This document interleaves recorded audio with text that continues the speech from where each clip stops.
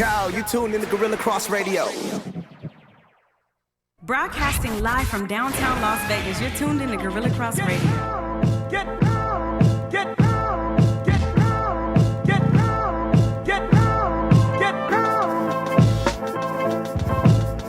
What's going on, fight fans? Jeremy Long, downtown Las Vegas, doing our things here. Welcome to Levels. Joined, as always, with the Sportsnista, Cassandra Cusino. Cece, how are you this evening? Pretty good. It's Friday Eve. It is that. It is called Thursday. Yes. We have made it to Friday Eve. I don't know. We're sitting there, we're talking, you know what's coming up, man? Thanksgiving. Yeah. One of the best holidays of the year. My because favorite. The stuffing, the pumpkin pie, most importantly, the turkey. The tofurkey. But you are throwing a wrench in just my brain right now with this tofurkey. Mm-hmm. You almost had me cussing on air. What is this monstrosity you're talking about? It's fake turkey for vegetarians and vegans. I'm a vegetarian, but you know, I eat the cheese and stuff, so I can't go vegan. But I stopped eating the tofurkey because if you're a vegetarian, why you want fake meat? Just eat other things. So I don't even want something that resembles turkey. And ironically, I'm the one in the house who cooks all the meat. So I could cook you a bomb turkey and a bomb ham, but I'm just not eating it. So, Huh. yeah. Yeah, that doesn't sound appealing to me. But I eat everything else. I mean, I have the same Thanksgiving that you do, just minus, No, those are lies. Minus Those are lies. the carcass. No, you don't have the same Thanksgiving I do. You because- put meat in your mashed potatoes? Absolutely. Get out of here. I don't know. Crazy. Yeah, you dump it, you mix it all together at Yeah. the end there. I put it with my pumpkin pie, put it with the green bean casserole. You're nasty. The You're cranberry just is nice on top. Got a nice glaze to it. I make a really good mushroom I'm gravy. sending you. I'm FaceTiming you on Thanksgiving Day Oh, God. while I eat. It's gonna be this close. Yeah, I'm not scared. It's just I Good. can't. My system Activate ain't the ready. fort cam. Mm-mm. There we go. I'm not secure in my manhood like that. I can't mess around with no meatness. Well, I don't even know how to My respond to almost that. manhood. I don't know. You can join the show at any time. 702-608-3259. You can join us. We're gonna talk a little bit of everything tonight. We got a hodgepodge. It's a buffet. It's a Yumminess. meat buffet of goodness, and we'll see if CC decides to. I'm holding it participate. down for the plant eaters, man. Holding it down. KSI Logan Paul 2 finally had their fight. I guess that was a fight. It was a fight. Okay, all right. It wasn't boxing. What number one? What'd you think, and what was kind of the fallout from this fight? Well, I think that DAZN was the big winner. I looked at some numbers, and the month of October, they cracked the top 10 in terms of Google Play, highest grossing apps. They were just behind Twitch and Netflix, as a matter of fact. Ooh. So we'll see what those November numbers look like, but the lead up was certainly successful for them. And, hey, YouTubers won. There were so many YouTubers in that arena and around that arena. So, I mean, if they were out there fighting for their likes and views, they won. I watched it. And I know we were kind of texting back and forth and everything, but how do I put this? How do I put this nicely? You know what? It was very entertaining, and you could tell the crowd was really into it. It sold out the Staples Center. Yeah. The undercard was really good. Devin Haney, Billy Joe Saunders, these guys, really entertaining undercard. It probably won't go down as one of the best undercards in history or anything like that, but neither would the main event. Now, the main event I have trouble with. Was it entertaining? Sure. Okay, I'll give you that. Yeah. And if you never watch boxing, or if you only know Fortnite and that is your world, and you look over like my kids did, Okay. my daughter was in her, in my chair, and she was like, She was in your chair? Oh, yeah. She took it over. It's no longer my chair. But as soon as I came downstairs and said, "Hey, KSI and Logan Paul are up," she climbed in my lap and she was like, "I want to see this." I was watching a little bit of this fight with me and everything. She doesn't know anything about boxing. Doesn't really care. She's a 15-year-old girl, but she thought it was fun. And she was like, "Oh, that's fun. Okay, cool, Okay. good." They absolutely, you nailed it right there. KSI, Logan Paul, they entertained who they were supposed to entertain. My point of contention is, number one, how DAZN is still so terrible. Their production is what terrible. Else is just terrible. Their crew was I get the producers were in their ear and they were trying so hard to tell all the boxing fans that this was a really good fight, and it was not a really good fight. It was a good fight for two guys who just signed up to make $1 million apiece. It was a tough man contest, which is an oxymoron in this case. But I did not like that every time KSI swung one of those wild right hands, Chris Mannix was on the mic going, "Oh man, this is real boxing now. This look how much right hand. Look how much these guys are." They've Come on, worked dude. hard. Well, they should have. Yes, I have no doubt that they worked hard. I got no doubt that they did their time in YouTube to get tens of millions of fans and put all these eyeballs on boxing and on their stuff. But Lord, the overselling of the product killed me. The referee killed me. Knockdowns weren't knockdowns. People are getting 2 points deducted for.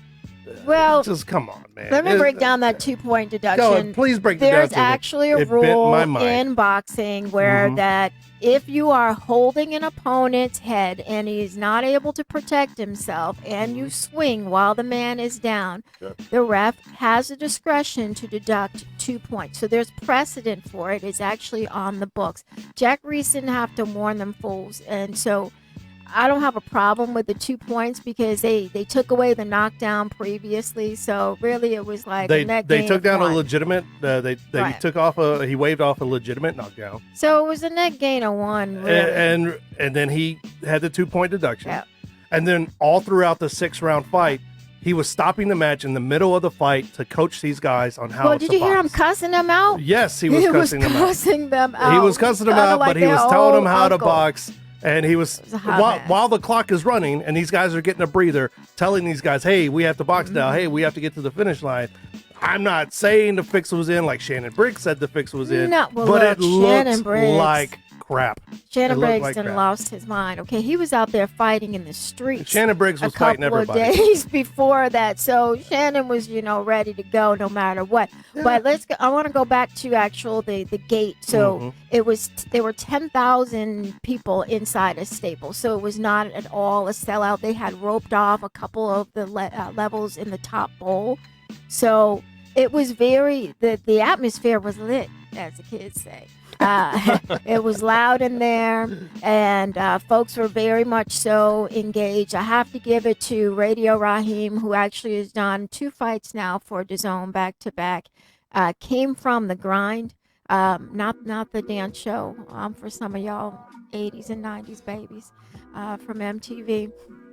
Anyhow, but he's been grinding for about 10 years, knows a ton about boxing, is an interesting guy. If you hear the soundbite of Deontay Wilder saying, "till this day," it was from an interview that Radio Raheem did with Deontay Wilder. So it's good to see him get a shot. But in terms of the numbers, it was not a sellout.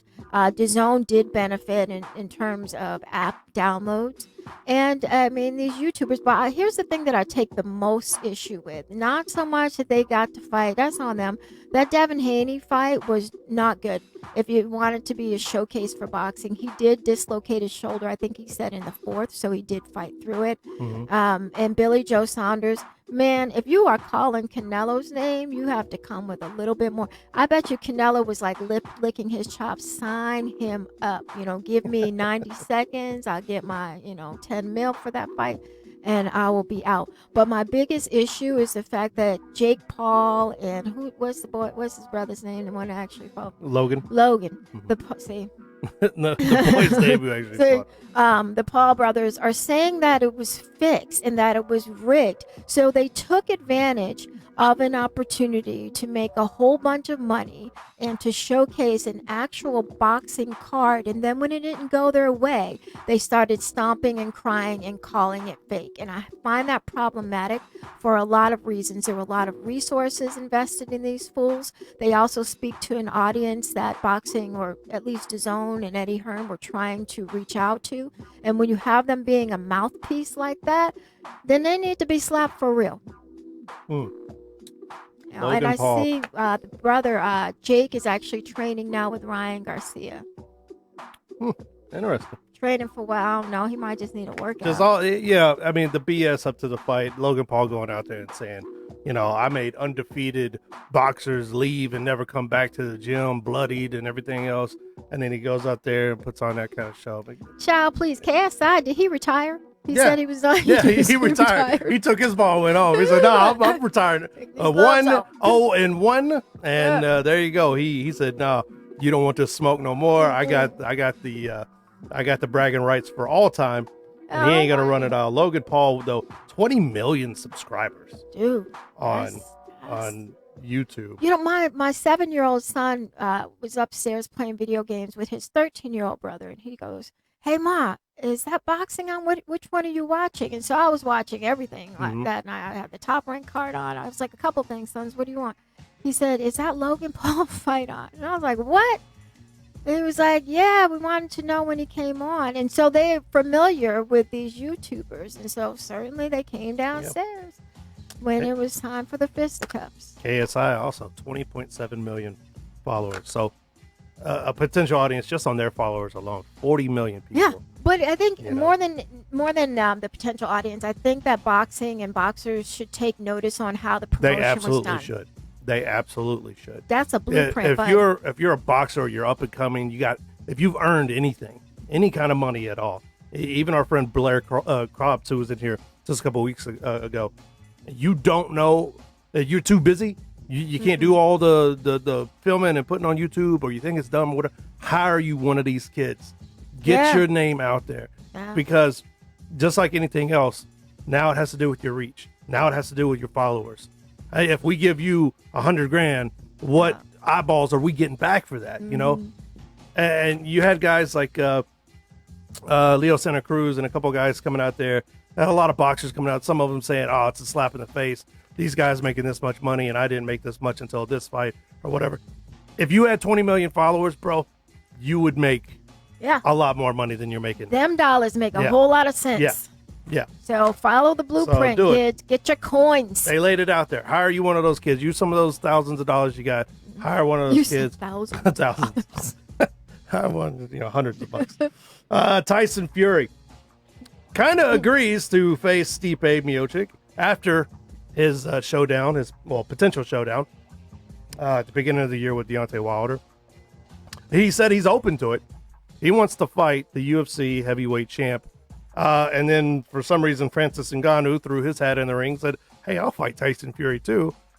And then Tyson Fury's like, "Okay, hold up." Lord Jesus. But he's also looking at WrestleMania. Yeah. Thoughts on Tyson Fury, what he's doing? Who would you rather see, Stipe or Francis versus Tyson? It actually doesn't matter as long as it's boxing and not MMA. Oh, yeah. I don't think that Tyson Fury. You saw his MMA tape, right? He don't want that smoke. He doesn't want it. I'm for any fighter who is getting creative about his or her career. I don't think when you cross over, though, you shouldn't get the champ. You should get another guy who's a contender, and let's see what you got. But you have to earn your title shot. Nobody deserves that. And I don't think, even though Tyson Fury is the lineal boxing champ, until you get a strap, you cannot challenge champs, man, in other sports. So I mean, I don't want to see him fight Conor McGregor. Right. Conor McGregor laid the groundwork. He laid the groundwork, but you know what, Floyd, and I have this on very reliable sources that he didn't take that seriously as a boxing match. He sparred with this cat for 3.5 rounds and then decided it was time to get up out of there. It was another pirate's booty grab, got all the coins, and got up out of there. It's a different thing, though, when you're talking about Ngannou, or Stipe, these ain't games. You don't play boxing, friends. But I'm not mad at it. I'd watch. Tyson Fury surfacing recently in a video with Darren Till. That gorilla. UFC's Darren Till, smashing elbows, doing stuff like that. So you'd much rather see a boxing match than Absolutely. MMA. And you remember how great Ronda Rousey looked boxing when they were putting out those clips? Anybody can look good in a clip. No, I don't. Yeah. Even when they put out the clips, we were like, ooh, that's I still remember her coach saying, head movement. Man, if you don't have something else. Edward. Yeah, okay. King It's Mo. like 4 degrees in here, by the way. It's cold in a mug. Well, you have a shawl over here I on the know. couch. It's not a shawl. It is. My It's a mama shawl. and them wear shawls. My grandmama does. So you grab your shawl in a second. We'll go to break. You grab your shawl. King Mo, Bellator's King Mo retires his last fight there. It goes out with a loss. 5 of his last 6 ended in knockout, and not in a good way for King Mo. He retires with a 21-10 record. He is a one-time light heavyweight champion. Strikeforce, remember Strikeforce? He is the 2015 Risen Heavyweight Grand Prix champion. And but he won like 4 gold medals in freestyle wrestling and the U.S. championships and stuff. So King Mo, a really good interview. Always had something interesting to say. I think he lived at least part-time here in Vegas. No, he trains a lot out here. He's always at Mayweather's gym, at least when he's got a fight coming up. Thoughts on King Mo? What's his legacy, or is he just in the kind of hall of very good fighters? I think he's in a hall of very good fighters. When the dust settles, we will look at his record and the guys that he was able to beat as real accomplishments, but I think he's a level just below great. All very good. They're all very good. Sure. And all of these guys go out on their shield. It's just very few of them actually go out with a win. I mean, they're chasing that last win. Yeah. Unfortunately for him, it didn't end the way that he wanted it to, but I still think that he had a very good career. There's no shame in that. Yeah, absolutely. And that's just kind of one of the things about these brutal sports, man, is that when people catch up to you, and King Mo was a great wrestler who learned striking as he went in MMA, like a lot of guys did, and a lot of guys still do. But it's just not the name of the game anymore. If you don't come in with some at least, a little bit above novice status as far as striking, head movement, like you just said, things like that, just testing your chin every hard fight. to learn that on the go. You know, even in camp, it's just hard. You learn that by experience of somebody coming at you with all they got. So congrats to him. Yeah, congrats on a career well done. Wonderful guy. Every time we've interviewed him, every time we've talked to him, he's nothing but an incredibly nice guy and a hell of an athlete. And hopefully he sticks around and coaches and everything. He's got a great mind for the sport too. And he's got a lot of, speaking of marketing, you talk about a guy who, went out wearing a crown and a robe and, the King Mo thing. And one of the early ones. a lot of people, a lot of people are like, look at this guy here. Look at he's so arrogant. He needs, that thing people always say in the comments. These fighters need to be brought down a peg or two. They need to be humble. Oh yeah. That's what I watch boxing for. The humility of it all. But they don't serve humble pie at Thanksgiving. He's using elbows to smash another guy's face. I'm not wondering how his humility level is at this point. So, but he's one of those guys who really was a humble cat, but knew how to market himself, knew how to get his name out there, talked himself into a lot of main event fights and everything. So hopefully he saved those dollars too and did some good stuff with it. Daniel Jacobs, Julio Cesar Chavez Jr. to meet December 20th. Frankly, I'd rather see Senior fight Daniel Jacobs. And Phoenix, Arizona on DAZN December 20th. What do you think about Junior coming out of inactivity? He didn't fight at all in 2018. Well, he had the issue recently, too. He was evading the drug test. So, and still, I don't think he's actually been, I don't think they delivered him his cup yet. So, I don't really know where we stand.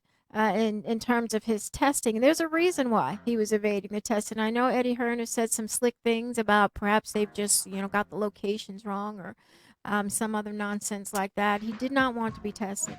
And I think about kind of second generation fighters when they come behind a father or an uncle who's been not just present in the community, but been a great, hard for them to level up because the hunger cannot be the same.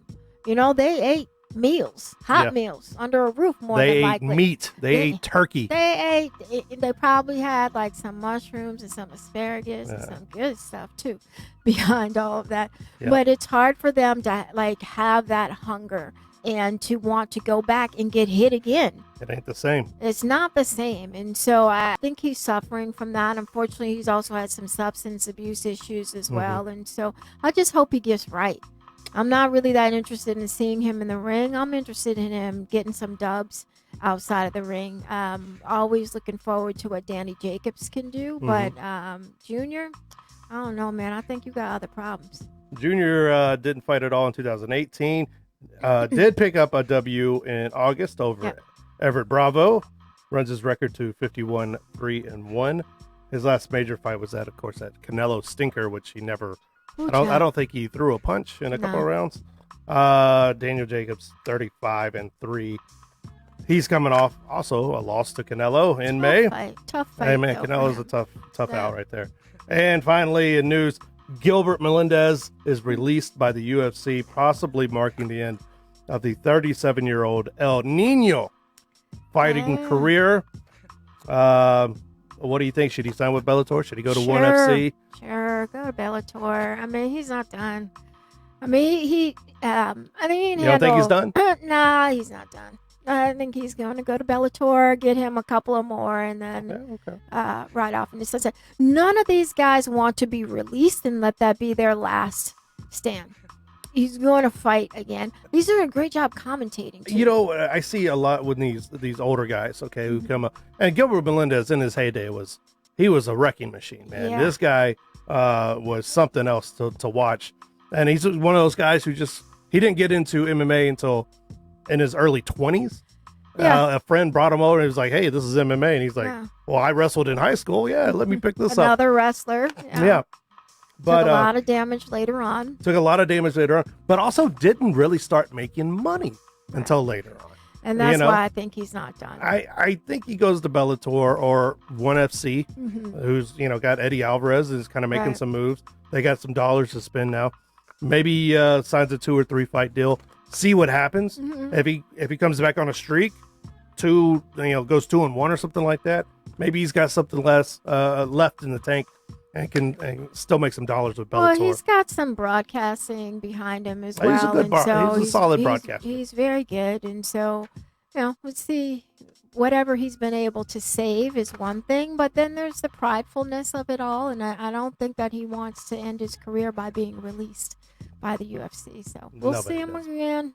Nobody does. We, excuse me. We are going to take a very, very quick break. 30 seconds here. When we come back, we're talking about these young fans that may have seen for the first time boxing on any kind of level. These, casuals, if we want to say that. Fans. So we're gonna say if we had to entertain one of these new fans, show them what boxing was all about, what old classic bout would we show them? Plus, what fantasy or upcoming bout would you show a new boxing fan to kind of get those hooks in, sink them in deep? What do you think? We're going to take a quick break. When we come back, you're going to have our picks on that whole thing. We'll be right back. Yo, you tuned in to Gorilla Cross Radio. Broadcasting live from downtown Las Vegas, you're tuned in to Gorilla Cross Radio.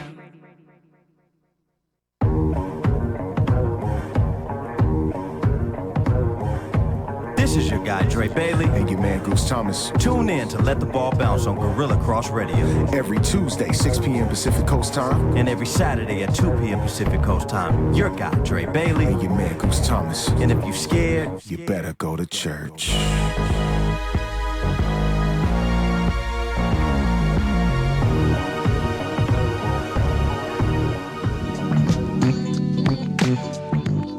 Having fun.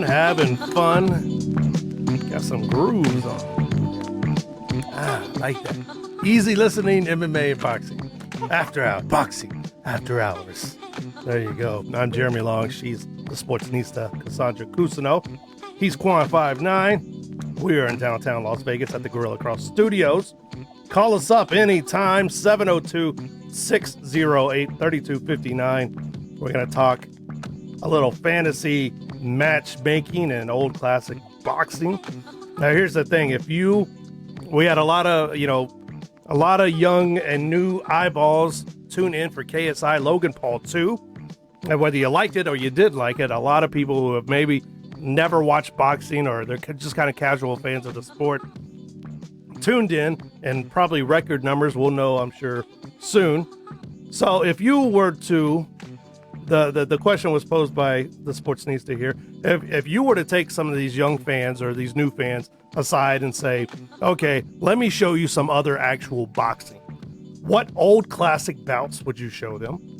And what fantasy or upcoming fights would you show them to kind of get them hooked and kind of educate them a little bit on the sport and maybe get them excited to watch some more boxing? So, do you want to kick this off or do you want me to kick this off? Sure. I'll kick it off. All right, kick it off. Kick the ballistics. That's so old school. So, my all-time favorite is Hagler Hearns. And to me, that was such a classic, not just because of what they did in the ring, but also how they led up to it. And the pedigree of both of these fighters, and the fact that, it was a war from the beginning. People expected Tommy Hearns to actually come out and be much more aggressive, and he wasn't, but Hagler was. So I loved that fight. In fact, I watched it again this weekend, but more than anything than showing a classic, I would show a new boxing fan something that's current. Who wants to watch the History Channel to get excited about something?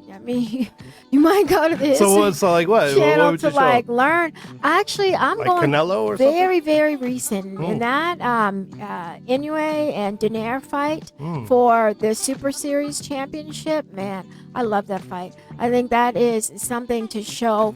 There's heart in that fight. There's skill in that fight. There's boxing in that fight. There was fighting in that fight, and they were actually fighting for something. There was a real championship at stake, and I think with Donaire being such a great ambassador of the sport, it also shows that boxing is a multicultural sport. You can have individuals coming from all areas of the globe and actually putting on a great showcase. And so you can get your butt kicked in any language. And you can it's get universal. your butt. Listen, you ain't even have to speak to get these hands. No. So those would be my two picks. It's I think universal. my 1B would be Tyson Fury and Deontay Wilder, just for that very ending when Fury gets up.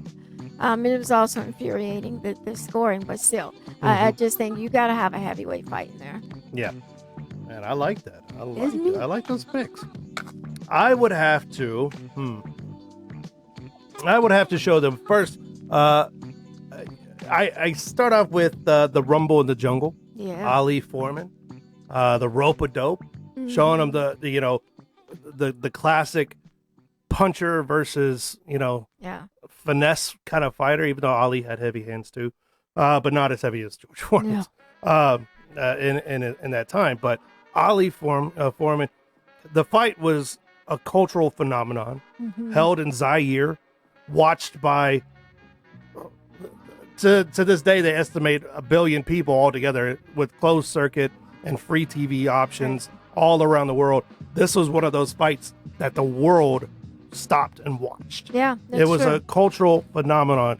Two young African American fighters in their primes fighting over the biggest title in boxing, and the whole country turns out, watch these guys do their thing, chanting, Ali Boumaye, which translates to Ali is great. something like that. Something like that. Ali, kill him. Yeah. Well, Ali, he kill him. asking me No, I was asking you. Yeah. Did you know? But the gate, the total revenue from the fight, something in the realm of adjusted for inflation in today's dollars, $500 million. Bananas. And each fighter got paid $5 million, which in the 70s. But For inflation, yeah, that was a lot of money, man. Yes, That's some money. absolutely. So I mean, you could throw the Thriller Manila in there, Yeah. and any of those kind of classic Ali fights. But you definitely got to show him Ali. You right? do. You don't have, you said that two fighters in their prime. You got to show that just simply because of that fact that they were actually in their prime. Two greats fighting. It's something we don't get very much. Right. A la Bud Crawford still sitting You know there. what? You could, you could put in Ali Frazier, 1, 2, 3. Any 8, Ali. 9. Any Ali fight. Any Frazier fight. Yeah. Any, the man with the best left hook in the business. Yeah. Okay, say maybe go a different demographic. You can show Oscar De La Hoya's fights, another left hook artist who put it all together. Had power, had speed. And was a very cerebral. They call him the fighter as Golden well. Boy. He had that look. He was pretty. He was a pretty boy. Floyd Mayweather, the defensive tactician, unparalleled defensive mind. And then fantasy, kind of going back to that Foreman Ali, because that's what it ultimately comes down to for a lot of people: power versus speed and finesse. You could say, okay, Mike Tyson versus Ali, who would win? Ali. These guys in their prime. Young Mike Tyson. Who do you think would win that one? You think Ooh. Ali takes that? I think Ali takes that. Yeah. In their prime. Yeah. Yeah. Uh, I do. In their prime, yeah. I mean, I think Tyson hurts him. I think he backs Ali up. I think he catches him a few times. Well, with that speed, I mean, it would definitely be problematic for Ali. And he had those weird jerky moves, and when he would go to the body, and so that would be a problem. But I mean, Muhammad was such a better boxer. Cassius. I think that's enough to kind of get some people hooked in there. Yeah. I think, If you are interested in boxing and you see these folks and it doesn't expand your interest, then you're crazy. I think now that's not to discount the little guys and the women that do it, but I think it's something more on kind of a fantasy level for people to see really big people do these things, because we're normal people, right? We go to our office jobs, and I'm 5'8", and you're all of 4'2" or so. 6'11" on his side. You're tiny. We got like 3 seats, booster seats on her right here. So we're normal people. We can do our things. To see a guy Deontay Wilder size go in there and throw haymakers, Man. Anthony Joshua and all these guys do this kind of thing on that kind of level. It's something else. Watching Ali in his prime, Tyson in his prime, Frazier. I think if you are going to captivate any fight fans, or anyone that might be a fight fan, right there. If that doesn't do it, I don't know if you ever will. Yeah, then Tofurkey for you. you don't get this meats. So there's that. Your friend, Alan Snell, actually commenting. Can you please discuss the future of the cyborg? Yeah. So Chris Cyborg, Chris Cyborg is going to be fighting in Bellator. A new fight. Her first fight is coming up. Talk about a fighter who wasn't done. She still has some winning to do. Unfortunately, that fallout with UFC was just completely untenable, and there was just no way that Dana was going to let her fight under that banner again, even though she said she really wanted to. I don't think she did either. So we're looking forward to seeing, I believe it's January we'll see her fight under the Bellator banner, and she's going to wreck some stuff. Yeah. Cyborg has always been one of those kind of polarizing figures in MMA.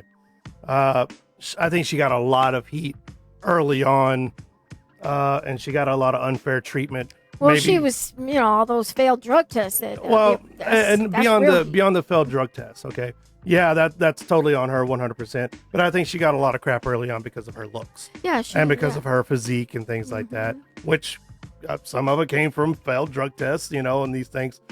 But she kind of softened over the years. Yeah, she did wreck shop. She still wrecks shop. Now she's what? 37? Or no, 34. 34. So 35. She's a young old. She's a young old. A few, some battles under her belt in UFC, some tough fights. First career loss, losses and things like that. She kind of got pieced up by Amanda Nunes, Oh, but she still got a lot to offer, especially in a organization like Bellator. right. Yeah, she can fight for the next She few can years fight for them also. and make bank. She has a very loyal fan base as well. And I talked with Chris. Cyborg Nation. Yeah, I had a chance to interview her. In Yeah. fact, if you go to my Twitter page, the Sports Nisa, you'll see it pinned up there. She was such a gracious interview. It was, I can't remember. I think it was a Terrence Crawford fight. It was boxing. And she was in the media room, and she had a line of about 20 people deep waiting to interview her. And it literally took a couple of hours. And she stood there in that beautiful dress and some little Mary Jane heels. And she took every interview, and she was just as engaged with the last person as she was with the first person. And I'll never forget that. And she gave a very thorough account in every question that she was asked. And so I'm rooting for her. I hope that she gets what she's looking for in Bellator and she's successful. But yeah, she'll be back, Allie. I hope her and her team stay away from the video production part of all of that stuff. Oh my goodness, yeah, you're talking about how they edited something that Some Dana edited said. footage. You can't do that, man. Come on, man. These games None. cannot be played. Not everyone around you is looking out in your best interest, These Cyborg. are games that cannot Okay, be played. before we go to this next break, we have a new segment here called Let Me Level With You, which when we, I guess, when five strangers start living together and getting real, stop being polite and being real, right? That's a throwback to MTV. This is where we got a soapbox for about a minute or so, and we, or a high chair. yeah, our high chair for CC, and you're going to take it away here. Let me level with you with the sports news stuff.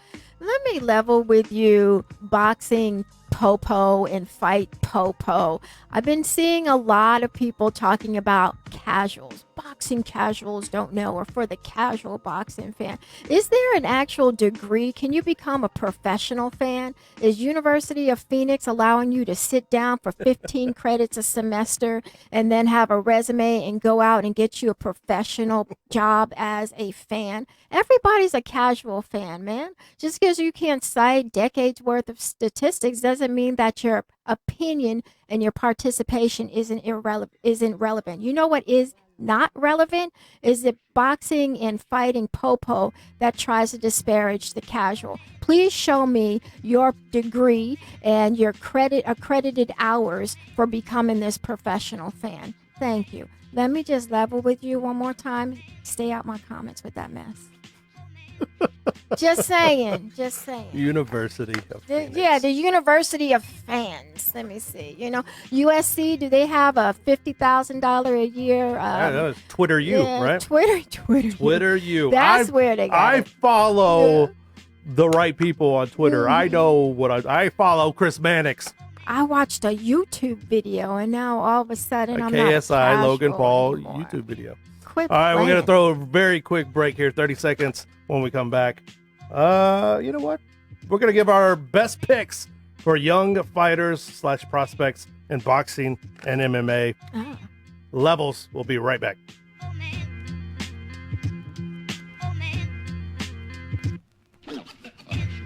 Yo, you tuned in to Gorilla Cross Radio.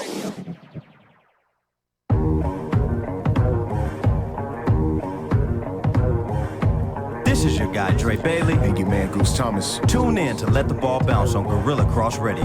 Every Tuesday, 6 p.m. Pacific Coast time. And every Saturday at 2 p.m. Pacific Coast time. Your guy, Dre Bailey. And your man, Goose Thomas. And if you scared, You better go to church.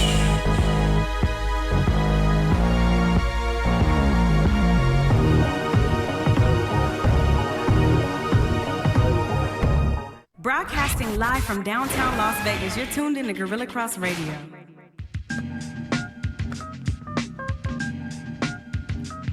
Welcome back to Levels, MMA and boxing.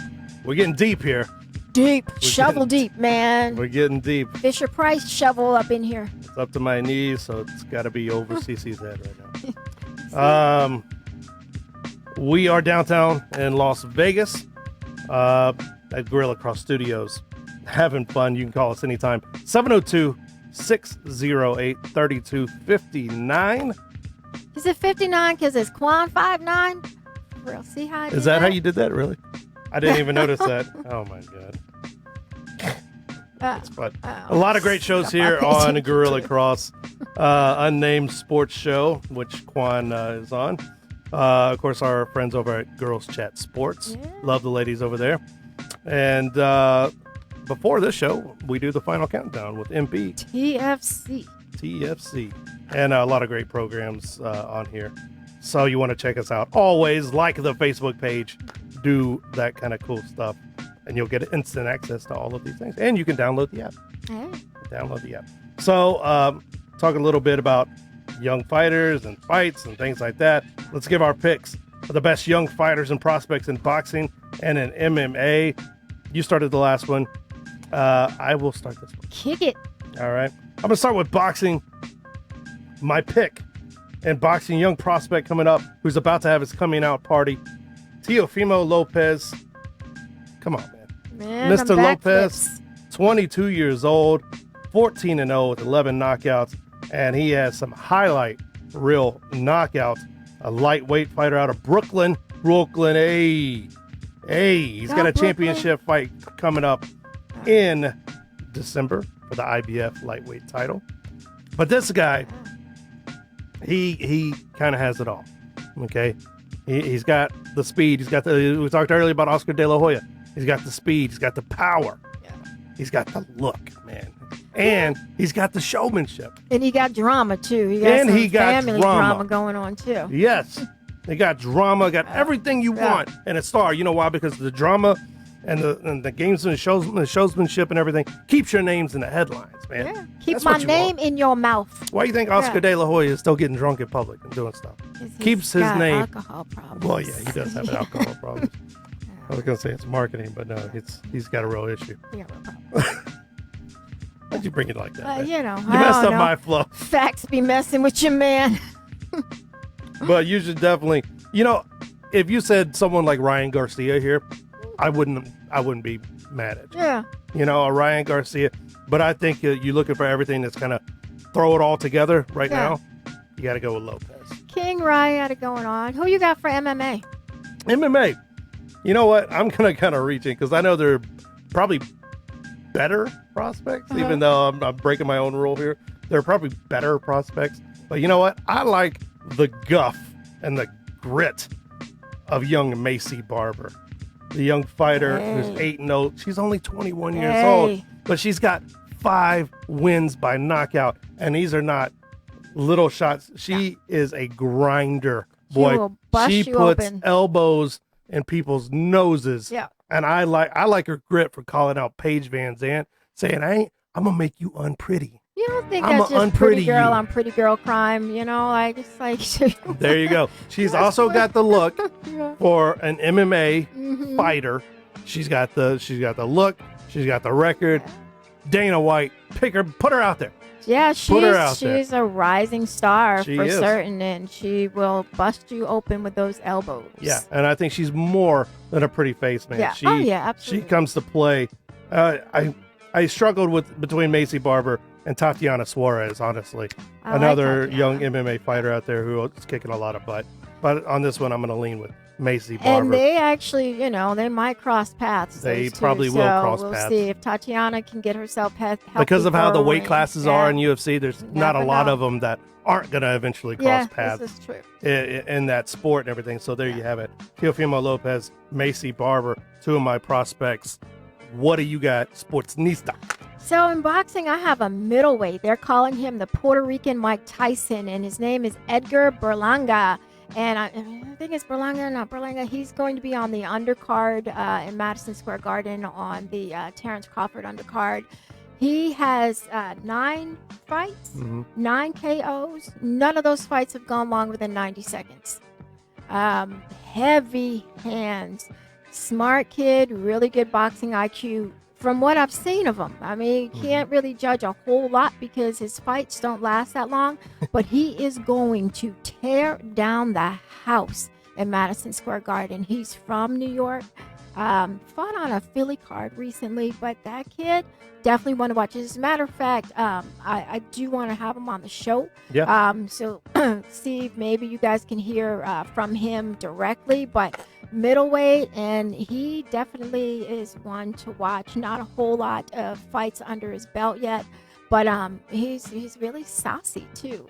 Really good interview. Got a lot to say. They call him the real deal. So we're gonna see. But that's my boxing pick. My MMA pick is not really a prospect. He's a champion, but is he? Israel Adesanya, man. What? He's now a champion. How is he a prospect? But he's not a prospect. But I'm saying I think that. Listen, cough drops. Look, okay, I changed my mind's Muhammad Ali. What I'm saying is, I think that he is the next superstar in MMA. Who's the biggest draw right now? I mean, Conor McGregor. It's got no. I mean, people are going to see Conor to see. Oh, like, who's actually fighting? Yeah, oh, okay, yeah, no, he's not even. Conor doesn't have a fight coming up. John Jones, let probably. alone. Yeah, John is a champion. John moves he's the needle. going to draw and he's going to move the needle. But in terms of rising superstar, and listen, he could talk smack with the best of them. He's interesting. And from what we found out in the last fight, he can dance. He can. So I'm going with Adesanya, and fight me for that. So maybe Dancing with the Stars. You can cross him over. Dancing with the Stars. Yeah, I he's can going see to cross Israel over in Adesanya. something. He's Fast and Furious 27, Oh, whatever he's- they yeah, got coming he's- up. He's a star. Bro, he's he's got a great personality. Yep. Yeah. He's a star. If you are the UFC's PR team or marketing team or whatever, you got to be salivating. Get him to out work there. with this guy. Get him you out hope there. of course, MMA is you got to win, so keep winning. Yeah, but keep winning. that's one of those guys that I totally agree that you just want to Yeah. work with, because a lot of guys, and we do a lot of interviews with a lot of people, and we've done this for years now, and even Quan over here. Sometimes you get these guys in a studio or in front of a media person or something like that, and they clam got right up, nothing to say. and the only thing they want to say is, I do my talking in the ring, Right. in the cage. I respect that. I do. I honestly do. That's boring. It ain't giving me clicks or likes Yeah. or digs or whatever people measure their lives by these days. But you know what I'm saying? I mean, some of these guys, you got to coach that, so Right. coax it out of them. But Adesanya is right there, and that's kind of on this entire list here that we just said. People with personalities that aren't afraid to speak their mind and talk and can have the skills to. It's back it up. entertainment. It's violent, but it is a form of entertainment, and you have to have more than a knockout actually to keep people engaged, to Yeah. sell tickets or subscriptions or pay-per-views or whatever it is, because there's so many fighters out there. So if to be interested in one for more than one particular fight, you got to have more personality, and I think Adesanya is level 1A. There you go. And kind of leaning back on some of these things we were talking about, Alan once again chiming in. Do you believe in the age of political correctness? Is the quote unquote karate hottie a sexist nickname for a female MMA fighter? That's an interesting question. Well, she named herself the Karate Hottie. She did. So I did not know that. Yeah, it came out of one of her camps. So in that respect, I don't think so with Michelle. But listen, it's going to be sexist, because anytime you have women wearing something that resembles a bikini, we're going to think of them as sex symbols in one way or another. Even if they don't appear to be traditionally beautiful aesthetically, there's still going to be that. But I think that the game is changing. You're not just fight girls, ring girls anymore. Right. These are real athletes that are getting respect for what they're able to do as athletes. And then they're making some side money, in Maxim or whatever that is. Like, I don't see anything wrong with it. There was a fight a couple of months ago in Australia where they banned ring girls, and I think Dana actually stepped in for UFC, and they banned them. It was Ricky Hatton was training somebody, and it was one of his fighters. Actually, it was banned. Oh, no, not Ricky Hatton. Who's the guy? Jeff Horn. It was a Jeff Horn fight, and they weren't allowed to have ring girls. Like, come on, man, let them go make their money.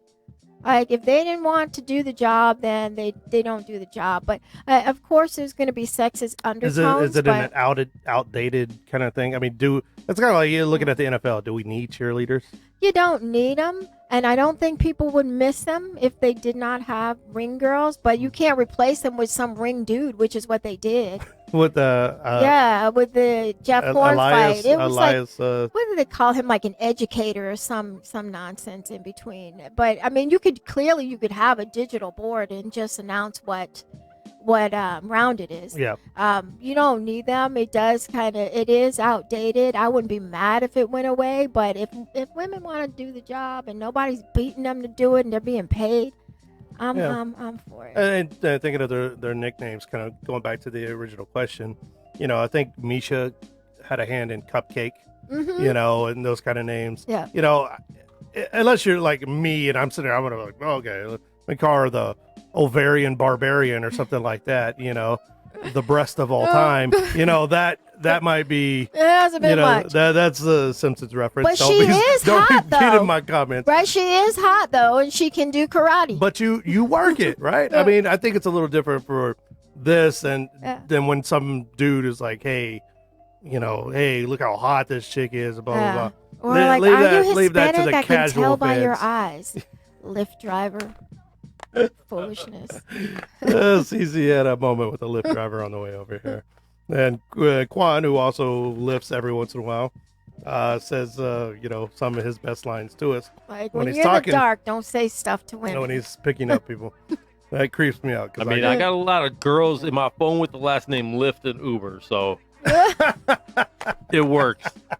Somebody asked if I was on a dating app, and I said Lyft. Oh, wow. It's the best dating app out there. Oh, bro. You know what? might not be It works. wrong, We're but streaming live. FBI supercomputers just works. went off. as soon as Your house is going to be bugged. just so you know, as soon as the conversation goes to like, I can tell by your eyes or something like that, I am literally holding the mace. Hand is in the pocket. You have a sensitive soul, I can tell. No, I just stay ready. I ain't no punk. So I'm stay ready. Wow. Hey, we are getting to some weird stuff here tonight. Yeah, we just, it's levels to this. There are levels to the weirdness, yes. Coming up this weekend, UFC Fight Night. Yeah. Jacare makes his return to the cage. The alligator. Coming to the cage. The gator. The gator. Versus Jan Blachowicz. Yeah. Blachowicz. Whatever, who just destroyed Luke Rockhold. Welcomed him with a thunderous fist to the face. This division ain't for you, son. Yeah, you need to go back to GQ, boy. Yeah. Go back to taking Why pictures. Why wouldn't you? Yeah, I know you're a pretty man, Luke Rockhold. Like, Why you want this smoke? you don't let him. You know what? Mickey Rourke. Mickey Rourke used to be a pretty man, Yeah. and then he got into boxing legit over his head, and now he looks like a mask. Like A Halloween Deontay mask of Wilder Mickey Rourke. says, we are not meant to get hit upside our heads. Like, that's how he would say it. Not definitely not multiple times. It will change you. Mm-hmm. So, Yep. But Jan, I'm looking for Jan to take that one. Yeah. Be That's more active. It's going to be a little. I think it's one of those cards, one of those fight nights that's maybe flying under the radar because a lot of boxing fans are looking forward to Deontay Wilder, Yeah. Luis Ortiz too. That's coming up here. Top Rank has a card this weekend as well. So there's a lot of combat, man. Listen, gang. Yeah. We're all in the same game. Watch it all. Clack, man. Watch it all. And then on the fight horizon, my friend Ryan Spann looking to fight OSP at a card in February, I believe. And I think Andrea Lee is fighting again. Here coming up. Not without controversy, Andrea Lee is going to be fighting. So a lot of good stuff coming up. And, of course, the shadow, though, has got to be Deontay Wilder and Luis Ortiz, too. Big a lot of stuff heavyweight. coming out. I was on a media call with Wilder and Ortiz yesterday, Yep. and the usually reserved Luis Ortiz was he talked a little bit of smack. Actually, he said in the first fight, some of those Wilder punches were borderline illegal and criminal. And somebody repeated that to Deontay Wilder, who has, speaks some French. He's from Alabama, but he's fluent in the cussery. And let it be known what he thought about that. And so I asked Ortiz if this fight was personal, if he wanted to beat Wilder, or if it was just he wanted to avenge the loss. And he said it's nothing personal against Wilder, but he really wants to be a champion. So good luck, man. Hey, man, 800-year-old Luis Ortiz. Yeah, gonna be fighting. Look, if he pulls out this win, like, man, I'll have some turkey for Thanksgiving. Psych. What? No. She said it right Trying here. to kill me? No, She said it right here. man. Okay, if Ortiz wins, Yeah. You got to eat turkey. you got to All do right. it here on the show. Does it have to be turkey? Turkey. What other kind of turkey is there? There could be tofurkey. No, vegetable absolutely turkey. not. Get out of here with that junk. I'll go get turkey from Subway. We'll get it donated. Yeah, we'll go. We'll just a piece of turkey right here on Levels That's with it. Luis Ortiz. Now And I want Ortiz to win. Listen, Deontay, man. I will see him during media week, and I actually will let him know, if he wants to save my soul personally, and leave me in good standing with my colon, he needs to win this fight. That colon. We're always thinking about that Yeah, colon. always, I'm trying to live. We're trying to live. All right, before we end this show, like we said earlier, we have a segment called Let Me Level With You, where we kind of get some stuff off our chest. Kind of like Festivus, Say what but you we're going to chest. do it every single show. Yeah. And CC went earlier. She had a nice little rant about casual fans. My rant is toward a production company. Oh. DAZN. Dazzle. I know. I say this almost every single time we bring your name up. But you have got to get better at this production. How are you throwing hundreds of millions of dollars at fighters? Canelo, Anthony Joshua, Tyson Fury, all these guys. But your production looks like something that you just called in people off the street to get this production. It makes no sense. I know we had a guest last week that was saying you're testing all your equipment and you're getting signups, and right now you're willing to take the losses on production in order to get the signups. But it doesn't do anything for people like me who really love and tune into these fights. Chris Mannix and that whole team. The whole team? I hate disparaging people, but it's not a good fit. And you got to call stuff out when it's not a good fit. And that team just isn't a good fit together. They're not gelled. And it's very awkward. And it seems like it's poorly produced. Like the producers aren't doing the work, or they're not looking up stats, or they're not looking up this. Whatever it is, it's just not working.